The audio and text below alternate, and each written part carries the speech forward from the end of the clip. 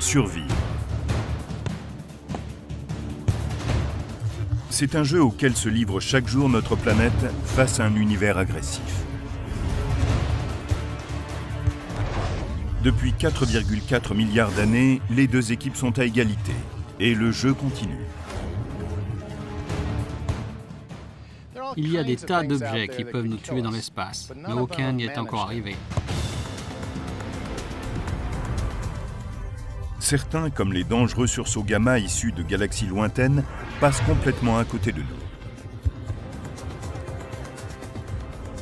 D'autres objets ne parviennent jamais à traverser nos défenses invisibles. Le champ magnétique de la Terre repousse la menace des particules. La couche d'ozone filtre les rayons ultraviolets. Mais si le cosmos n'arrive pas à détruire la Terre, certains spécialistes ont leur idée sur la question. Bruce Betts est un expert des risques que les astéroïdes et autres débris spatiaux font courir à la Terre. Le moyen que je préfère pour détruire la Terre quand je délire, je choisirais sans doute un truc simple. Je percuterais violemment la Terre avec un objet d'une bonne taille. Notre compte à rebours avant la catastrophe commence avec le numéro 10.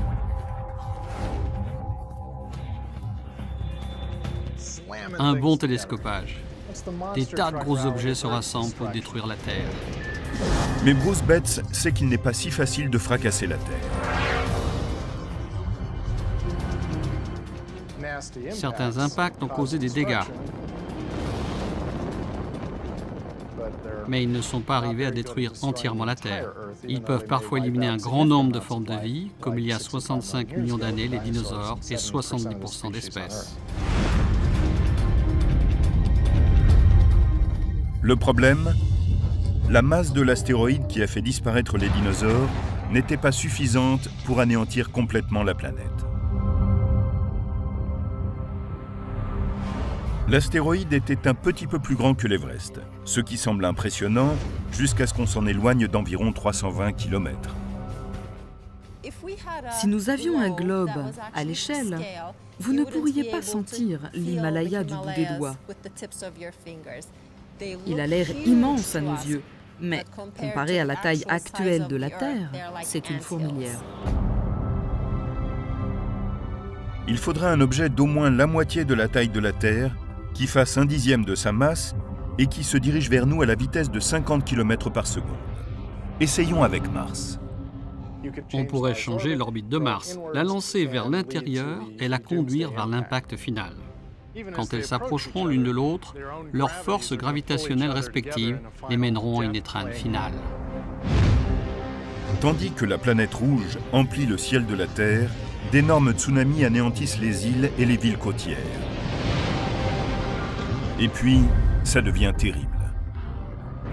Si vous êtes du côté de la planète frappée par Mars, c'est l'atomisation immédiate. L'autre côté est la proie de tremblements de terre qui fissurent les continents.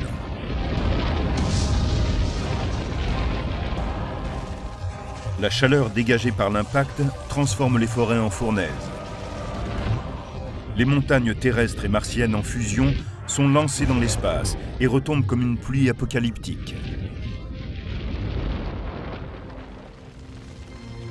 Une heure après l'impact, il n'y a plus la moindre trace de vie à la surface de la Terre. Mais la planète est tellement grosse, avec ses 6 milliards de milliers de milliards de tonnes de roches et de métal, que même un impact direct de Mars la blesserait, mais elle resterait intacte pour l'essentiel.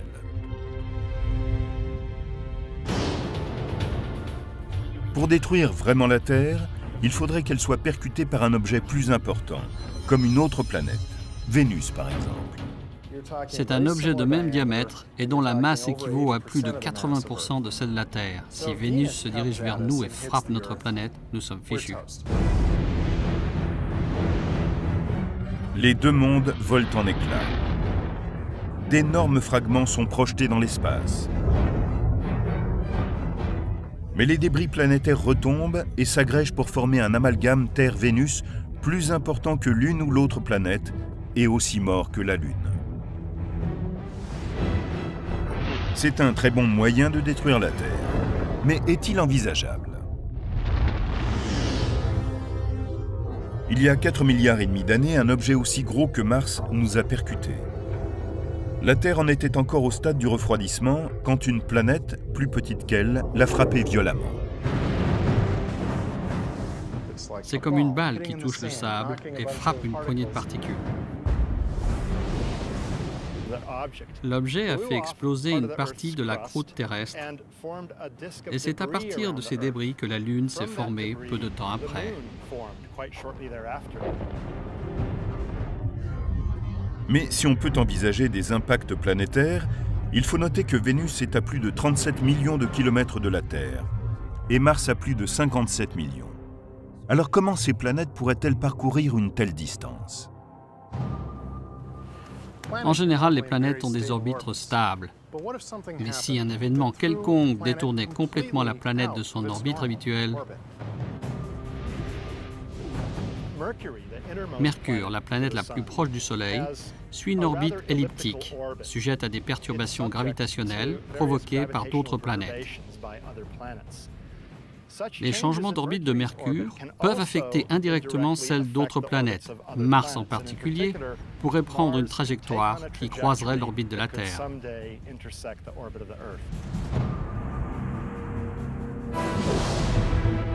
Certains disent que les chances qu'il se produise une collision Mars-Terre sont d'1% sur une période de 4 milliards d'années. Ce n'est pas suffisant pour s'inquiéter, mais une collision n'est pas exclue. Imaginez qu'il n'y ait qu'une seule mouche dans ce stade et qu'elle vole d'un but à l'autre. Avec ce simple geste de la main, quelles sont mes chances d'attraper la mouche? On ne répondrait pas 0 parce qu'il n'y a pas de raison absolue pour que cela n'arrive pas.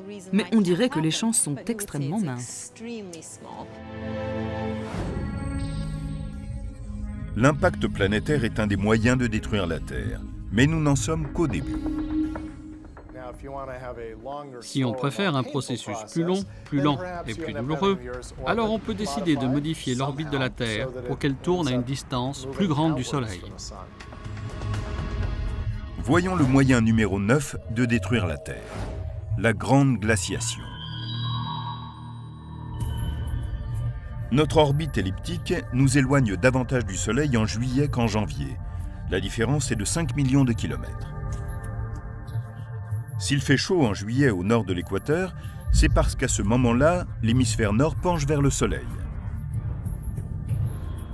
Si nous faisions tourner la Terre à 5 millions de kilomètres du Soleil durant toute l'année, le voyage s'avérerait immédiatement fatal. Si on s'éloigne un peu, on peut faire avec. On met des vêtements plus chauds. Mais si on s'éloigne de trop, les choses commencent à se gâter. À 300 millions de kilomètres du Soleil, la Terre ne reçoit plus qu'un tiers de sa lumière. La plupart des récoltes seraient détruites. La chaîne alimentaire serait rompue si la Terre filait loin du Soleil.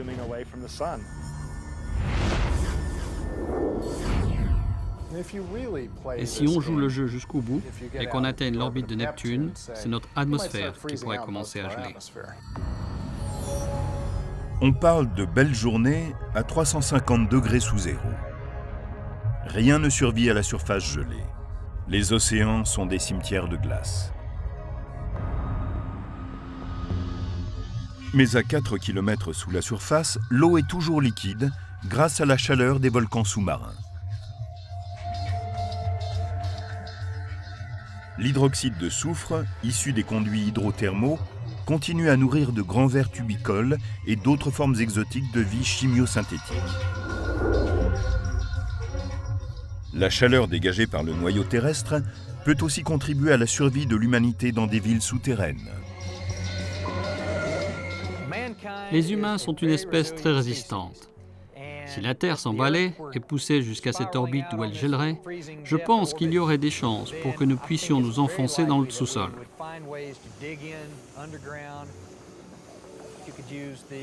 On pourrait se servir de l'énergie géothermale pour transformer une partie du matériau glacé en liquide et une partie de l'eau en oxygène et en gaz dont nous aurions besoin.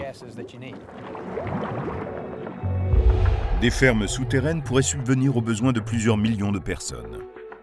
Elles ne seraient peut-être pas très belles, mais la planète et une partie de sa population pourraient ainsi survivre. Mais ce n'est pas le cas avec le moyen numéro 8 de détruire la Terre, qui impliquerait de se rapprocher du Soleil. Numéro 8, la grande carbonisation. Imaginons que nous nous rapprochions chaque année de près de 5 millions de kilomètres du Soleil. Le réchauffement global n'est rien à côté de ce qui se passerait alors. Au cours des premières années, les calottes polaires se liquéfient. Le niveau des mers peut s'élever de 60 mètres, mais très vite, l'eau se transforme en vapeur. Si on se déplace jusqu'à Vénus, on est au tiers du trajet vers le Soleil. À ce moment-là, l'eau commence à disparaître sous sa forme liquide, elle se transforme en vapeur. Et on finit avec une atmosphère de dioxyde de carbone, un effet de serre très important et une surface plus chaude que s'il n'y avait pas d'atmosphère. De l'Alaska en Australie, la température moyenne est de 483 degrés Celsius. Toute vie complexe est morte. Et la planète se précipite vers le cœur en fusion du Soleil, où elle finira sa course.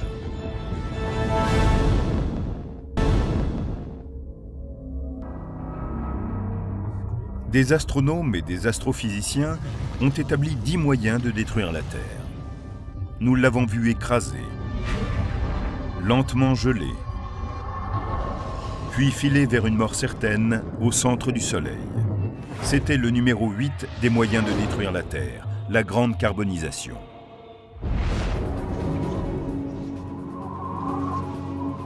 Morte, stérile, étouffée par les gaz à effet de serre, la Terre serait alors à plusieurs millions de kilomètres de l'étoile qui lui a donné la vie.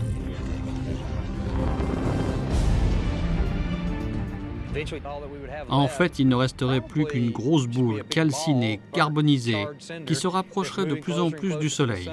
Et quand elle serait vraiment tout près, elle serait atomisée, transformée en vapeur. La vapeur serait emportée par les vents solaires et la Terre serait entièrement dépouillée. Je suppose que pendant une courte période, elle ressemblerait à une comète. Finalement, il ne reste que le noyau. Une boule de fer de 7000 km de diamètre composée de fer, de nickel et de métaux radioactifs, aussi brûlante que la surface du Soleil, mais 2 millions de fois plus petite. Et cela finirait par une collision avec le Soleil.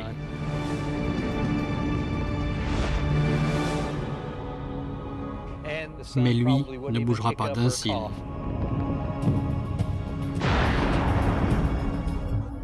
Il faudrait sans doute plusieurs années-lumière pour changer aussi radicalement d'orbite et perturber la gravitation de tout le système solaire.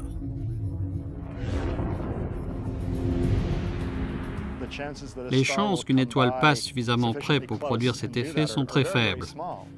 Mais il n'est pas inconcevable que cela arrive dans les quelques milliards d'années à venir. Transformer l'orbite solaire de la Terre serait la vouer à une mort très lente. Mais arrêter sa rotation l'amènerait à une fin très violente. C'est le numéro 7 de la liste des 10 moyens de détruire la Terre. Stopper la rotation. Si on stoppait la Terre, on n'arrêterait pas les objets qui s'y trouvent.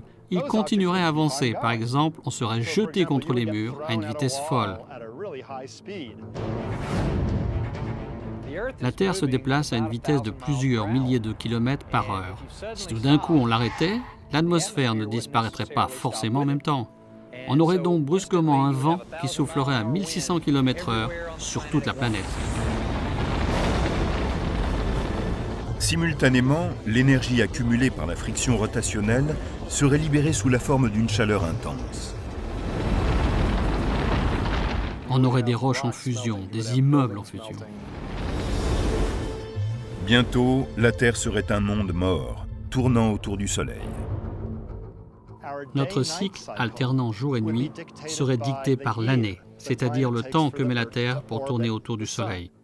Un jour serait long de 6 mois et une nuit de 6 autres mois. Un côté de la planète absorberait la chaleur du Soleil pendant 6 mois de suite, tandis que le côté dans l'obscurité refroidirait. Il y aurait 2 saisons, une mauvaise et une pire encore. Cette différence entre le côté chaud et le côté froid finira par créer d'énormes vents filant d'un côté à l'autre, des courants de convection massifs. D'un pôle à l'autre, la zone située dans l'ombre entre la lumière et l'obscurité serait envahie par d'énormes cyclones. La Terre, en se déplaçant autour du Soleil, ferait tourbillonner autour du globe 2 bandes de 20 000 km où régneraient des phénomènes météo extrêmes. Tous les 6 mois, chaque point du globe vivrait une saison cyclonique. Ce serait la pagaille totale. Ce serait une pagaille difficile à gérer. On peut imaginer que cela arriverait si quelque chose entrait en collision avec la Terre, de façon à créer un équilibre avec la tendance de la Terre à tourner sur elle-même. Cette collision serait tellement violente que l'arrêt de la rotation terrestre ne serait pas notre préoccupation première. Aussi terrible que pourrait être l'arrêt de la rotation de la Terre, au moins notre planète resterait dans le système solaire. Mais certaines forces dans l'espace sont assez dangereuses pour effacer toute trace physique de la Terre. Il y a par exemple les vestiges d'étoiles effondrées, d'une densité extrême qu'on appelle les trous noirs. La zone très dangereuse d'un trou noir est appelée son horizon. C'est un point d'attraction gravitationnelle dont on ne revient pas. Si un objet quelconque le dépasse, il n'y a plus aucun moyen de revenir en arrière. Il avale l'espace-temps autour de lui. Ainsi, la matière qui est simplement présente dans l'espace-temps est-elle avalée par le trou noir? Un trou noir de masse stellaire moyenne pèse entre 5 et 10 fois le poids du Soleil. Placer un tel objet à côté de la Terre détruirait certainement la planète. Mais il y a encore plus intéressant. Et si la Terre se retrouvait entre 2 trous noirs? Avec 2 trous noirs, ce serait 2 fois plus drôle. Et voici le numéro 6 des 10 moyens de détruire la Terre. Écartelé entre 2 trous noirs. Un des trous noirs attirerait le côté le plus proche de la Terre et l'étirerait vers lui. Il attirerait aussi le centre davantage que le côté opposé et l'étirerait aussi. Et le trou noir, à l'opposé, ferait la même chose. Les trous noirs déchirent la croûte terrestre en soulevant les plaques tectoniques et en déformant la lithosphère. Le magma en fusion déclenche des éruptions volcaniques apocalyptiques et les trous noirs interceptent la plus grande partie des cendres et de la fumée qui retombent vers la Terre. Dans les océans, d'énormes marées s'élèvent sans jamais retomber. Tandis que des pans entiers de la planète tombent dans les trous noirs, les débris et les gaz se transforment en énergie mortelle. Les débris tombant dans le trou noir exploseraient en rayons X qui submergeraient la planète et tueraient tout le monde.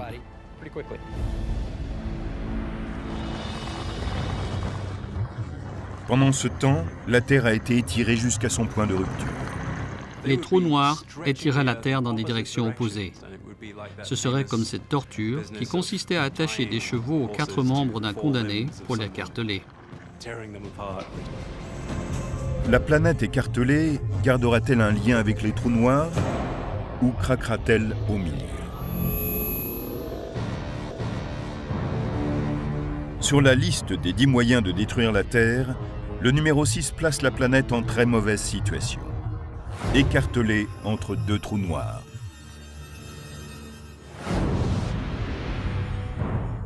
On assiste ici à un tir à la corde gravitationnelle, la Terre étant la corde qui ne pourra résister à la tension.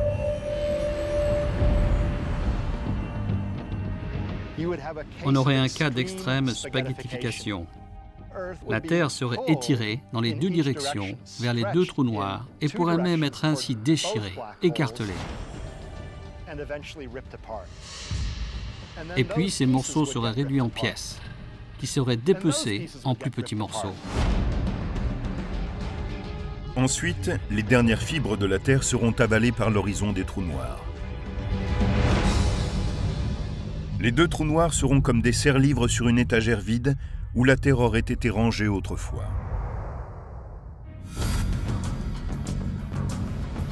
Il est rassurant de savoir que les chances que la Terre soit écartelée entre deux trous noirs sont proches de zéro.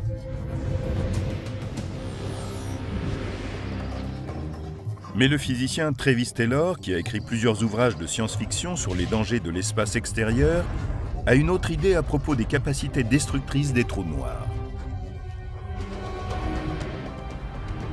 Si je voulais détruire la Terre, je proposerais qu'on capture un trou noir dans le noyau terrestre et qu'il la dévore de l'intérieur. Et je serais dans un vaisseau spatial pour la voir en train de s'effondrer. C'est le numéro 5 des 10 moyens de détruire la Terre, dévorer de l'intérieur. Un trou noir stellaire effectuerait rapidement le travail. Mais il existe d'autres possibilités fascinantes. Que pourrions-nous imaginer d'autre? Peut-être un trou noir de la taille de ma boucle d'oreille? Un trou noir de cette taille aurait la même masse que la Terre. Prenons ce mini trou noir et faisons-le entrer par le pôle Nord. Supposons que la vitesse et l'angle de l'objet lui permettent de terminer sa course au centre de la Terre. On sentirait immédiatement que quelque chose va de travers.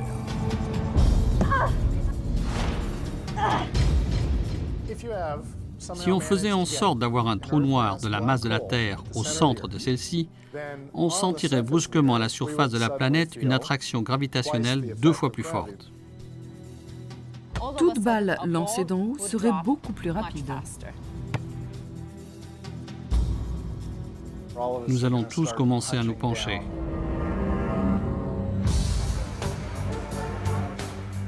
Tandis que les êtres vivants luttent désespérément, le mini trou noir aspire la matière.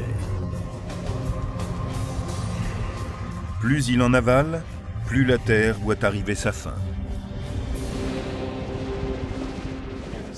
Si le trou noir attire les matériaux vers l'intérieur, tout ce qui est en surface s'effondre. C'est ainsi qu'on assiste à d'énormes tremblements de terre et que des failles déchirent la croûte terrestre. De nouveaux volcans apparaîtraient, des points où le magma se libérerait grâce au trou noir. On peut imaginer toutes sortes de scénarios passionnants.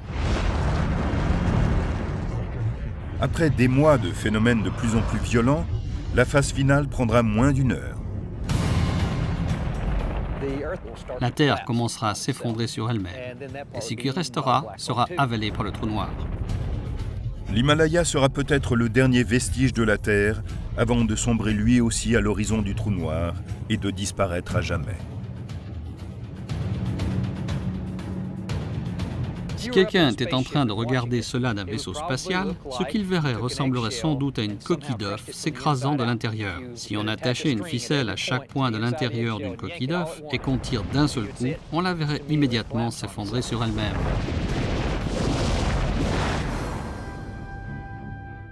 Il ne resterait que le trou noir et la masse de la Terre serait à l'intérieur.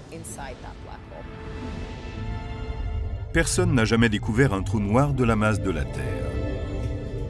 Les trous noirs se forment à partir d'étoiles mortes, de supernovas, au moins 10 fois plus massives que le Soleil. Mais il pourrait bien y avoir dans l'univers des trous noirs dont la masse serait 1 million de fois inférieure. Selon une hypothèse, peu de temps après le Big Bang, il y avait tant de matière très dense que des millions de mini-trous noirs, appelés primordiaux, pourraient s'être formés sans avoir besoin de la mort d'une étoile.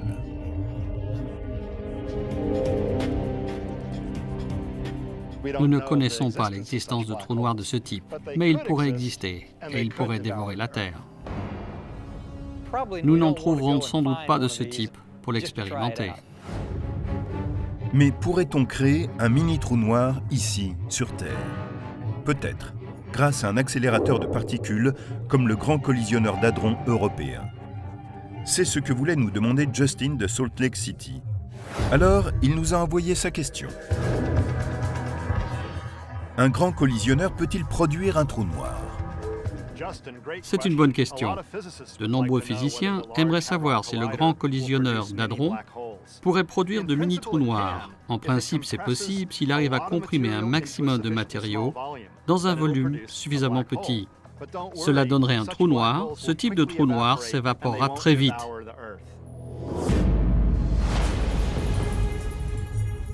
Dans l'espace, le pouvoir destructeur des trous noirs vient de leur irrésistible force de gravitation. Mais un manque de gravitation qui affecterait la Terre représenterait une menace pour la planète. C'est ce qui intrigue l'astronome Alex Filippenko.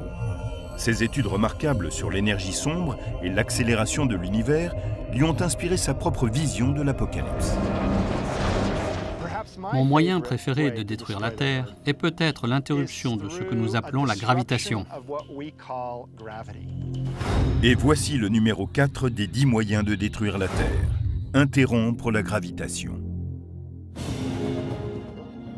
Tout ce que nous faisons dépend de l'équilibre que nous entretenons avec la gravitation. Mais si celle-ci décidait de mettre fin à cette relation? Sans elle, tout objet ascendant ne redescend jamais sur Terre. Les avions n'atterrissent jamais. Les arbres sont enracinés dans le sol jusqu'à ce que celui-ci se détache. Et tout cela n'est qu'un avant-goût du désastre à venir. La Terre elle-même commencerait à se morceler.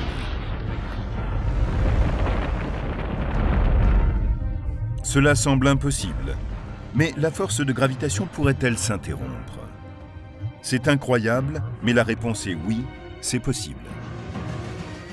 Il se peut qu'un jour, la gravitation cesse d'exister.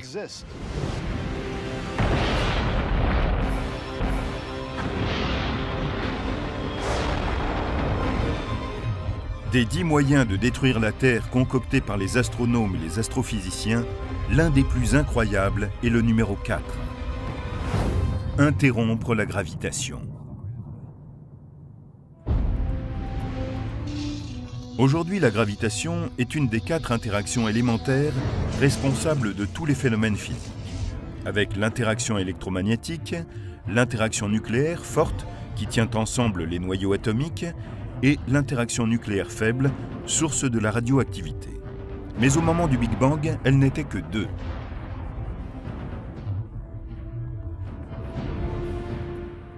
Quand l'univers n'était âgé que d'une fraction de seconde, l'interaction nucléaire forte était unie à ce qu'on appelle l'interaction électrofaible, c'est-à-dire un alliage d'électromagnétisme et d'interaction nucléaire faible.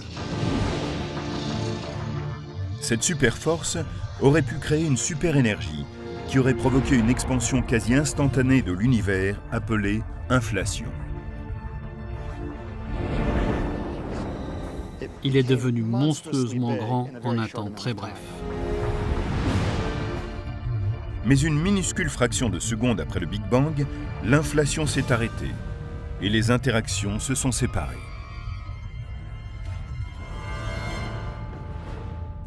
L'interaction nucléaire forte s'est séparée de l'interaction électrofaible et elles sont devenues 2 interactions différenciées. Si cette interaction qui semblait une a pu se séparer en 2, cela pourrait-il arriver de nouveau avec la gravitation? On peut simuler cette éventualité terrifiante à l'aide d'une simple pièce de monnaie. Une pièce possède 2 faces. Mais si on transmet de l'énergie à la pièce en la faisant tourner, les 2 faces semblent se fondre. On ne distingue plus nettement le côté pile et le côté face, mais la pièce peut perdre son énergie et tomber d'un côté ou de l'autre. On a alors 2 résultats différents, dont aucun ne ressemble à la pièce qui tournait de façon sphérique et symétrique. De la même manière, la gravitation à l'heure actuelle symétrique pourrait un jour se séparer en 2 aspects différents. Chacune de ces 2 nouvelles forces aurait un comportement différent de celui de la gravitation que nous connaissons. Tout ce qui est regroupé par la gravitation se désintégrerait. Et cela signifierait la mort pour nous sur Terre. Les corps humains resteraient intacts parce qu'ils sont maintenus ensemble par l'interaction électromagnétique et non par la gravitation. Mais tout le monde s'envolerait dans l'espace et ne pourrait plus respirer. La Terre n'aurait plus la gravitation pour maintenir ensemble ces éléments. Jupiter et les autres géantes gazeuses se disperseraient. Le Soleil, dont la gravitation faisait autrefois tourner les planètes autour de lui, volerait en éclats. La plus grande partie du Soleil est une grande boule brûlante, maintenue par sa propre gravitation. On verrait donc sans doute une étoile dériver au loin assez rapidement. Le Soleil ne pourrait rester uni, la galaxie non plus, tout serait dispersé. La Terre ne serait plus que des particules aléatoires naviguant dans un coin d'un univers de poussière cosmique. Ce serait une fin assez extraordinaire. Évidemment, il y a une autre manière d'éparpiller la Terre en 1000 morceaux, c'est de la faire exploser. Ça n'est pas facile, mais il y a un moyen d'y parvenir. Créer une bombe dévastatrice d'antimatière. C'est le numéro 3 des 10 moyens de détruire la Terre. Annihilation par l'antimatière. Et c'est le préféré de l'astrophysicien Clifford Johnson. L'idée de l'antimatière possède en elle-même une certaine beauté. La beauté absolue et terrifiante d'une explosion réellement catastrophique venant de l'intérieur.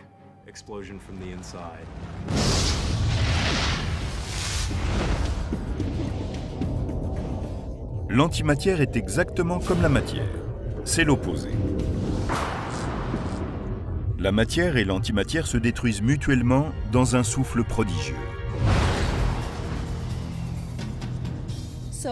C'est la formule d'Einstein, E égale mc2, mise en action. Il s'agit de prendre cette matière et cette antimatière, de les combiner et de libérer ainsi de l'énergie pure. Une livre d'antimatière annihilant une livre de matière libérerait une puissance explosive de 44 mégatonnes. C'est autant qu'une bombe thermonucléaire. Mais pour détruire la Terre, il en faudrait bien plus.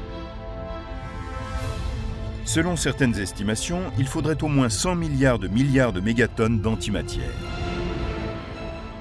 Donc, prenons la taille d'un stade. Nous devrions remplir des millions de stades avec de l'antimatière pour qu'elle puisse entrer en interaction avec la matière de la Terre et libérer ainsi assez d'énergie pour disperser celle-ci. Mais si l'on veut vraiment essayer, il y a une usine d'antimatière à 150 millions de kilomètres d'ici. Quand une quantité suffisante d'énergie magnétique s'est formée dans la chaudière nucléaire du Soleil, elle est libérée dans une éruption solaire explosive. Cette déflagration peut produire au moins 1 kg d'antimatière. Le contact avec la matière détruit l'antimatière presque instantanément. Mais il y a des moyens de contenir cette réaction. On peut la suspendre sans la toucher. Grâce à différentes sortes de champs électriques et magnétiques, on peut garder indéfiniment une quantité d'antimatière en suspension. Il suffit donc de collecter et de stocker l'antimatière d'environ 10 puissance 24 millions d'explosions solaires.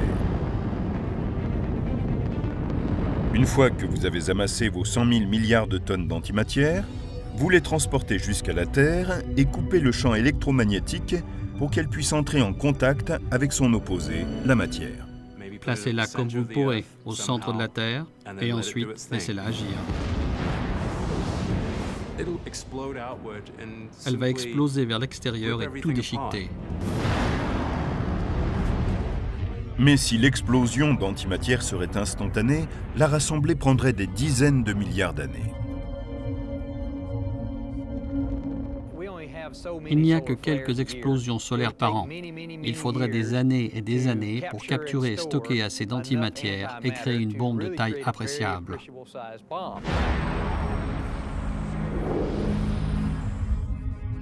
Les physiciens savent que l'antimatière n'est pas le seul type de particule à pouvoir liquider la planète. Le numéro 2 des 10 moyens de détruire la Terre opère à travers une transformation.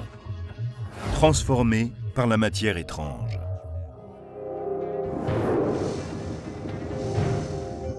C'est un trouble important qui commence à un niveau inférieur à celui des protons et des neutrons dans le monde fou des quarks. ces particules appelées quarks bas, quarks hauts ou quarks étranges.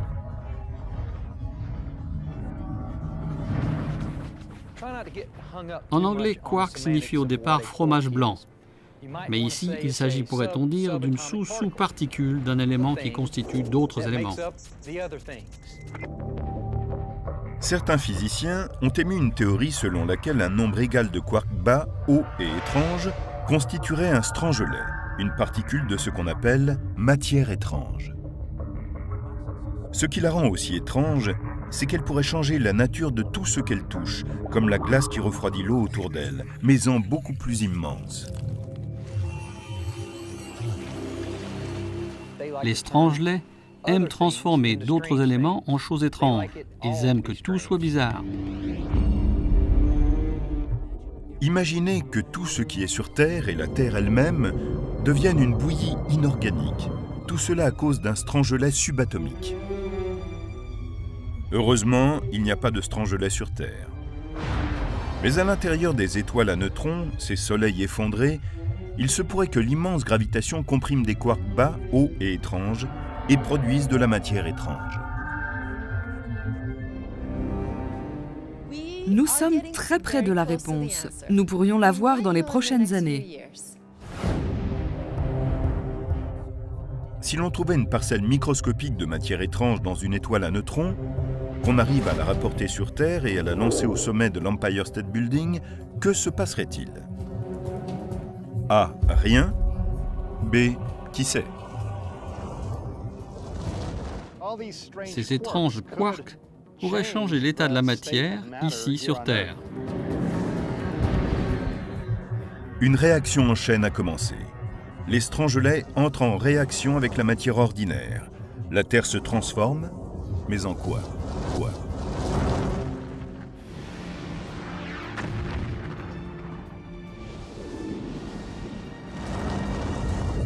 Sur la liste des 10 moyens de détruire la Terre, le numéro 2 est peut-être le plus singulier de tous, transformé par la matière étrange.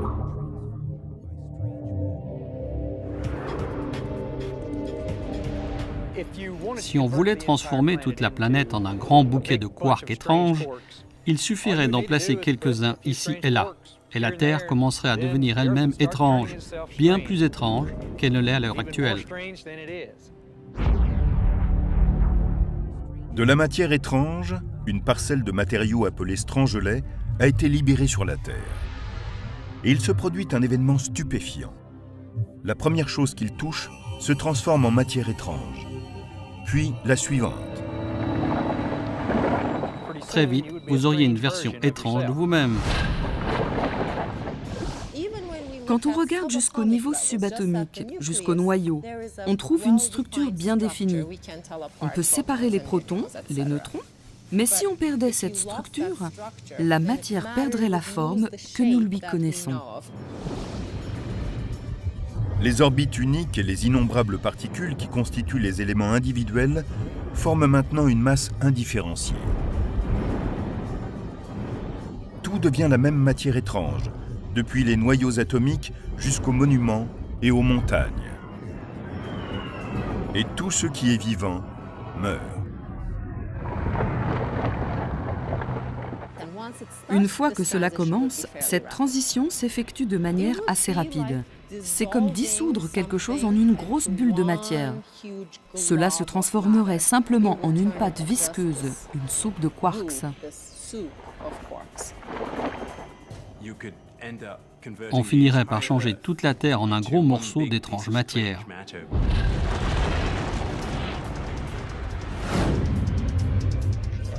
Les trous noirs primordiaux, la fin de la gravitation, l'antimatière et la matière étrange.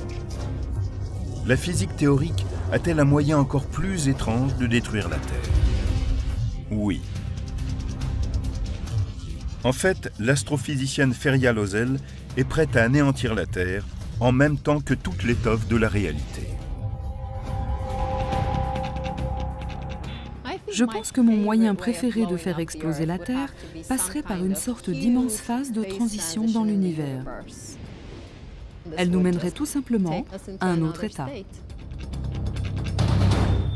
C'est le numéro 1 des 10 moyens de détruire la Terre. Des mondes parallèles entrent en collision. Tout commence avec un sujet de science-fiction que de nombreux physiciens prennent aujourd'hui au sérieux. L'existence d'autres univers.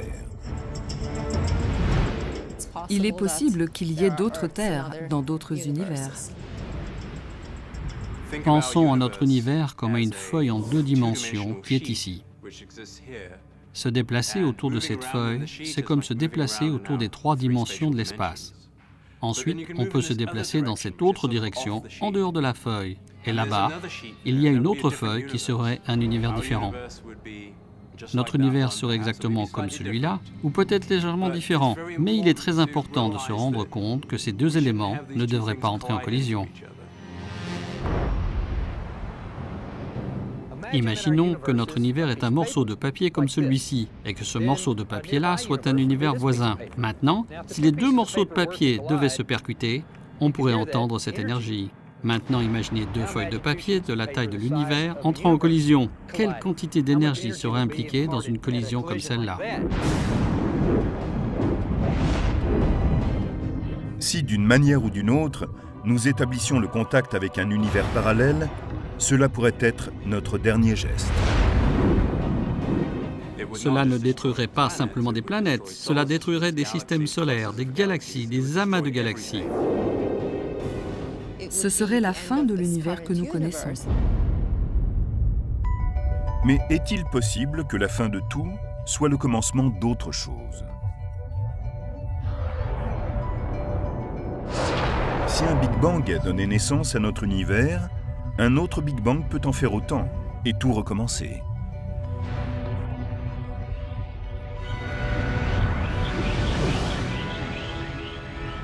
Cela pourrait créer un autre univers. Et peut-être que cet incroyable scénario est le seul qui soit déjà arrivé.